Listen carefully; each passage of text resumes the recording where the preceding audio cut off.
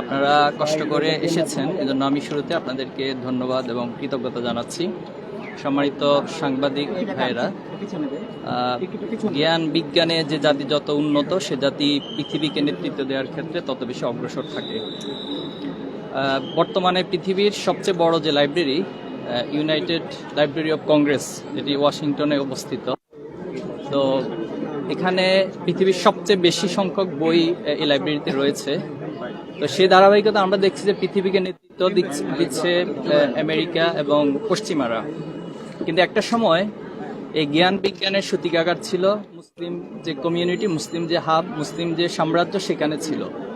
আমরা জানি যে বাইতুল হিকমা, যেটি বাগদাদে অবস্থিত ছিল, যে লাইব্রেরি পৃথিবীর সবচেয়ে বড় লাইব্রেরি ছিল, এবং কর্ডোবার লাইব্রেরিগুলো ছিল পৃথিবীর একসময় সবচেয়ে বড় লাইব্রেরি। কিন্তু একটা পর্যায়ে এসে মুসলমানরা সেই জ্ঞানগুলোকে নিজেদের মধ্যে আমরা রাখতে পারিনি, এবং সেই জ্ঞানকে হারানোর ফলে আজকে সারা বিশ্বে মুসলমানরা নির্যাতিত, নিপীড়িত এবং ইনফেরিয়র একটি জাতিতে পরিণত হয়েছে। নুরতাজে অর্ডার করে জিতে নিন গাড়ি, বাইক, আইফোন সহ কোটি টাকার পুরস্কার। অর্ডার করতে ভিজিট করুন nurtaj.com। তা আমরা মনে করি এই জ্ঞান বিজ্ঞানকে যদি পুনরুদ্ধার করা যায় এবং মুসলিম নেতৃত্বের মধ্য দিয়ে যদি আমরা এই জ্ঞানের চর্চাকে বাড়াতে পারি, তাহলে একটা পর্যায়ে ইসলাম এবং মুসলিম যে সাম্রাজ্য, সেটি পৃথিবীতে ন্যায়ের সাম্রাজ্য আবার প্রতিষ্ঠিত হবে। বইমেলার ইতিহাস আপনারা জানেন যে এটি সর্বপ্রথম নিউ ইয়র্কে 1802 সালে সর্বপ্রথম বইমেলা অনুষ্ঠিত হয়েছিল। আমাদের বাংলাদেশের প্রেক্ষাপটে আমি যতটুকু জানি যে 1965 সালে ঢাকা বিশ্ববিদ্যালয়ের কেন্দ্রীয় লাইব্রেরিতে প্রথম বইমেলার আনুষ্ঠানিক যাত্রা শুরু হয়, এবং 71 পরবর্তীতে 1972 সালে এই বাংলা একাডেমিতে মাত্র 32টি বই নিয়ে বই মেলার যাত্রা শুরু হয়, এবং সেটা 1982 সালে এসে আনুষ্ঠানিকভাবে আজকের যে বইমেলা সেটা চালু হয়েছে। এবং সোহরাওয়ার্দী উদ্যানের এই প্রেক্ষাপটটা 2014 সালে এটা বিস্তৃতি লাভ করে। এখানে একটি বিষয় দুঃখের সাথে বলতে হয় যে বিগত সময়ে বইমেলায় যারা ইসলামী ভাবধারার অথবা ইসলামী মূল্যবোধের যে প্রকাশনীগুলো রয়েছে, তাদেরকে বইমেলায় স্টল দেওয়া হতো না। তো এটা দুঃখজনক ছিল, এবং যারা বাংলাদেশে ধর্মনিরপেক্ষতার কথা বলে অথবা মুক্ত চিন্তার কথা বলে, তারা এই জায়গাগুলোতে সবচেয়ে বেশি প্রতিবন্ধকতা তৈরি করেছে। আলহামদুলিল্লাহ, আমরা আল্লাহর কাছে শুকরিয়া আদায় করছি। 2024 সালে ছাত্র জনতা যে অভ্যুত্থান, আমার ভাইদের যে রক্ত দেওয়া হয়েছে, শহীদ আবু সাইদ, শহীদ মুগ্ধ, শহীদ ওয়াসিম, শহীদ শান্ত, তাদের এই রক্তের বিনিময়ে আজকে বাংলাদেশ এমন একটি জায়গায় এসে দাঁড়িয়েছে যে সবাই তার বাক স্বাধীনতা পেয়েছে এবং সবাই তার নিজস্ব আদর্শের চর্চা করার একটা সুযোগ পেয়েছে। তো বাংলা ইসলামী ছাত্র শিবিরের পক্ষ থেকে আমাদের আইসিএস পাবলিকেশন যে প্ল্যাটফর্মটি, আমরা এখানে স্টল পেয়েছি আলহামদুলিল্লাহ, এবং এর মধ্য দিয়ে আমরা আমাদের যে প্রকাশনাগুলো রয়েছে, যে বইগুলো রয়েছে আপনারা দেখছেন, এখানে সেগুলো প্রদর্শনী হচ্ছে এবং বিক্রয় কেন্দ্র হিসেবে এই স্টলে বিক্রয় হবে। তো আমরা আসলে যারা বিগত সময়ে ইসলামী বই এবং ইসলামী প্রকাশনাগুলোকে দেয়নি, তাদের উদ্দেশ্যে বলবো যে মেহেরবানি করে আপনারা আদর্শকে আদর্শ দিয়ে মোকাবেলা করুন। আদর্শকে হচ্ছে ভিন্ন কোনো বয়ান দিয়ে, যেটিকে আমরা ধর্মনিরপেক্ষতাবাদের নাম দিয়ে ইসলাম বিদ্বেষ একটি ভাবাপন্ন মানসিকতা নিয়ে মোকাবেলা করবেন না। তো এই বাংলাদেশে 24-এর পরবর্তী বাংলাদেশে আমরা চাই যে সবাই তার চিন্তার স্বাধীনতা, সবাই তার মতের স্বাধীনতা, সবাই তার আদর্শের চর্চার স্বাধীনতা পাবে, এবং সেই ধারা ধরেই বাংলাদেশ একটি নতুন মাতৃকতা, নতুন একটি ডাইমেনশনে আমরা প্রবেশ করবো ইনশাল্লাহ। এবং যে বাংলাদেশের নাম আমরা দিচ্ছি সবার বাংলাদেশ, যে বাংলাদেশের নাম দিচ্ছে আমরা নতুন বাংলাদেশ। তো এই নতুন বাংলাদেশ এবং সবার বাংলাদেশের মধ্য দিয়ে আমাদের যে কাঙ্ক্ষিত স্বপ্ন সমৃদ্ধ বাংলাদেশ, সেটার জন্য আমরা আশা করব জ্ঞানের চর্চা এবং তার মধ্য দিয়ে মেধা এবং নৈতিকতার সমন্বয়, সততার সমন্বয়ের মধ্য দিয়ে একটি সুন্দর বাংলাদেশ আমরা উপনীত হব ইনশাআল্লাহ। তো পাবলিকেশনস প্রতিষ্ঠাগত সাথে আপনাদের কতগুলো বই আছে, এবং আপনারা প্রথমবার এবার আপনারা পাবলিকেশনস মানে আপনারা পেয়েছেন যে আমরা বলেছি, আমি আমার ব্রিফে বলেছি যে আমরা এই প্রথম বাংলা একাডেমিতে বই পেয়েছি। এর আগেও আমরা অনেকবার চেষ্টা করেছিলাম, শুধু আমরা নয়, এবং আমাদের যে বইগুলো রয়েছে, খুবই দুর্ভাগ্য যে এই বইগুলো নিয়ে যদি কেউ রাস্তায় হাঁটাচলা করত, এটাকে জঙ্গি বই হিসেবে আখ্যায়িত করা হতো। তো একটি বাংলাদেশে যদি একটি ইসলামিক বইকে অথবা ইসলামের যে কনসেপ্টগুলো সমৃদ্ধ যে বই, সেগুলোকে যদি জঙ্গি বই বলা হয়, তাহলে এর চেয়ে দুঃখজনক আর কিছু বলার নেই। আর আমাদের বই সংখ্যা প্রায় 100+ রয়েছে। আমার প্রত্যেক বছরই নতুন নতুন কন্টেন্ট নিয়ে বই আমরা পাবলিশ করে থাকি, এবং প্রত্যেকটি বই আপডেটের কাজগুলো করে থাকি। তো এবছরও আমাদের 2025 সালে বেশ কিছু নতুন বই আসবে ইনশাল্লাহ। আমরা আসলে সেটা আপনাদের সামনে মোড়ক উন্মোচন করবো। এবার নতুন কোন কোন বই এসেছে এবং এটা কত সালে প্রতিষ্ঠিত হয়েছে? এটা ইসলামী ছাত্র শিবির যখন প্রতিষ্ঠিত হয়েছিল তখনই আমাদের আইসিএস পাবলিকেশনের যাত্রা শুরু হয়েছিল এবং সেই অবধি আমাদের কার্যক্রমগুলো চলমান রয়েছে। তো আমাদের এবছর নতুন করে যে 36শে জুলাই এই কেন্দ্রে কিছু বইয়ের কাজ চলমান আছে। আমরা চেষ্টা করব বইমেলা চলমান থাকতেই সে বইগুলো পাবলিশ করার ইনশাল্লাহ। আপনি বলছিলেন যে আদর্শ বিএল আপনাদের মোকাবেলা করার জন্য, তো এই জুলাই আমরা দেখছি যে মানে ইতিহাস নিয়ে বিভিন্ন ধরনের বয়ান তৈরি হচ্ছে, সেই ক্ষেত্রে আপনারা ইসলামিক কিছু তৈরি করবেন?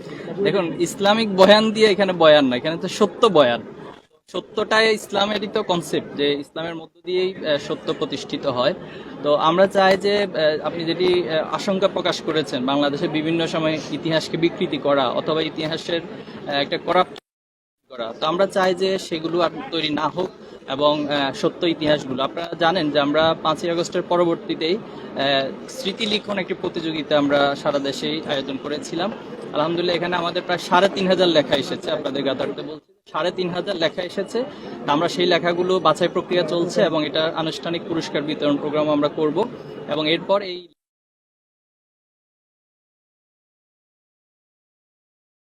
প্রকাশ করবো ধারাবাহিক। কথা বললেন জাহিদ ভাই, কিন্তু সেই জায়গায় আসলে আপনাদেরকে জঙ্গি তকমা দেওয়া হতো, মানে যেই বইগুলো সহ আপনাদেরকে ধরলেন নেতাকর্মীদের, আর সেই বইগুলোই কি এখানে আছে? এটির কারণেই কি আপনাদেরকে জঙ্গি তকমা দেওয়া হতো নাকি যেই বইগুলো আর সেই বইগুলো না? মানে আমাদের ন্যূনতম বই, আপনি জানেন যে আমাদের সাইট অর্গানাইজেশন কিশোর কণ্ঠ একটা পত্রিকা বের হয়। এই কিশোর কণ্ঠ পত্রিকা ধরেও জঙ্গি হিসেবে অনেক স্কুল ছাত্রদেরকে গ্রেপ্তার করা হয়েছে, দীর্ঘদিন ধরে জেল খাটতে হয়েছে। তো আসলে সামষ্টিকভাবে এটা আসলে কোনো বইয়ের প্রতি বিদ্বেষ না, এই বিদ্বেষটা ইসলামের প্রতি বিদ্বেষ ছিল এবং ইসলামী আন্দোলন এবং আমাদের প্রতি বিদ্বেষ থেকে মূলত এই ঘটনাগুলো পূর্বে সরকার ঘটিয়েছে। আমরা তো বলেছি আমাদের এখানে শিশুতোষ থেকে শুরু করে এরপরে হচ্ছে ইসলামী অর্থনীতি, এরপরে ইসলামিক রাজনীতি, সমাজনীতি, এরপরে হচ্ছে ক্যারিয়ার রিলেটেড বই রয়েছে আমাদের এখানে সায়েন্স রিলেটেড বই রয়েছে, আমাদের সায়েন্স সিরিজের একটি সমৃদ্ধ ভান্ডার রয়েছে।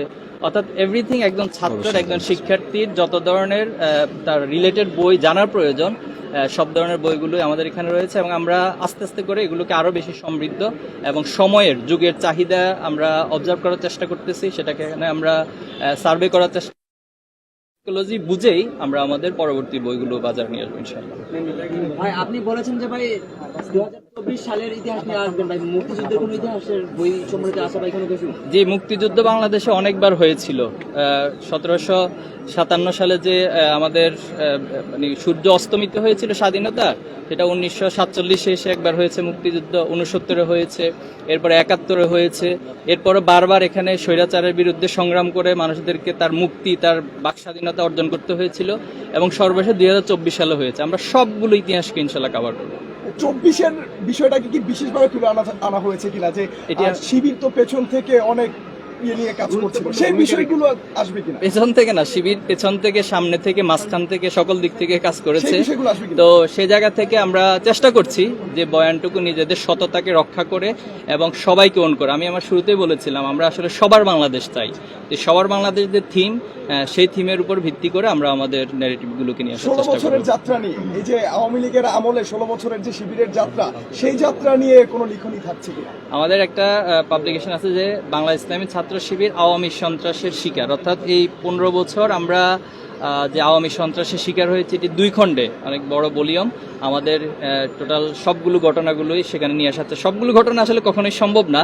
ছাত্র শিবিরের জুলুম নির্যাতনের ইতিহাসটা এত বিস্তৃত, এটা আসলে বলে কোনো বই লিখে আসলে শেষ করা যাবে না। তো তার থেকে সামান্য কিছু অংশ আমাদের 2টি ভলিউমে এসেছে এবং আরো কিছু ধারাবাহিক পরিকল্পনা আমাদের আছে সামনে নিয়ে আসা। আমরা ধন্যবাদ জানাচ্ছি আপনাদেরকে। শেষ করি ভাইয়া। আপনি বললেন যে হচ্ছে সবার বাংলাদেশ, এই জায়গায় সরকারের যে 16 বছরের রেজিম ছিল, তাদের এই রেজিম রক্ষার্থে যে বাংলাদেশটা বৃহত্তর শক্তি কিংবা জনগণ তাদের সাপোর্ট দিয়েছিল, সেই ক্ষেত্রে আপনারা বলেন আদর্শ দিয়ে প্রতিহত করবেন। এই যে বড় একটা গোষ্ঠী, আমরা যদি 2 কোটি 4 কোটি ধরি কিংবা কম বেশি, এই যে গোষ্ঠী, তাদের ক্ষেত্রে আপনারা সবার বাংলাদেশ ঘুরতে গিয়ে তাদের কি আপনারা সাথে নিয়ে করবেন, না আপনারা হচ্ছে তাদের বাহিরে সবার বাংলা বলেছি যে সততা মেধার সমন্বয় থাকতে হবে, এবং এখানে আপনি হেজিমনিক্যাল যে চিন্তা ভাবনা অথবা আরেকজনকে আদারিং করার যে চিন্তা ভাবনা, অথবা 15 বছরে আমরা যেটা দেখেছি যে নিজের মতকে চাপিয়ে দেওয়ার, সেটা তো এই বাংলাদেশে সম্ভব না। সেই জন্য যদি আপনি পরিশুদ্ধ হয়ে আসেন, আপনার মানসিকতা পরিশুদ্ধ হয়ে আসলে আমরা সবাইকে নিয়ে সে বাংলাদেশ গড়ে করতে চাই। এখানে আরেকটা প্রশ্ন করি, এখানে হচ্ছে আমরা বিশ্ববিদ্যালয় পর্যায়ে বা কলেজ পর্যায়ে ফার্স্ট ইয়ার সেকেন্ড ইয়ার অনেক স্টুডেন্টকে ছাত্রলীগ করতে দেখেছিলাম, তারা যদি আপনাদের সংগঠনে পরিশুদ্ধ হয়ে আসে, আপনাদের সংগঠন করার জন্য তাদের জন্য কি কোনো এখানে সুযোগ দেখুন, আছে? আপনি একটা ক্রাইম ইস্যুকে ভিন্নভাবে এই প্রশ্নটা করছেন। আপনি যদি মনে করেন যে ছাত্রলীগ বিগত সময়ে যে অপরাধ করেছে সেটা তো আগে বিচার হতে হবে, আগে বিচারটা নিশ্চিত করুন, এরপরে সেটা বাংলাদেশের জনগণ শিক্ষার্থীরা সিদ্ধান্ত নেবে তাদেরকে ক্যাম্পাসে বা অন্যান্য জায়গায় কিভাবে অ্যাক্সেস দিবে। ঠিক আছে, শুক্রিয়া।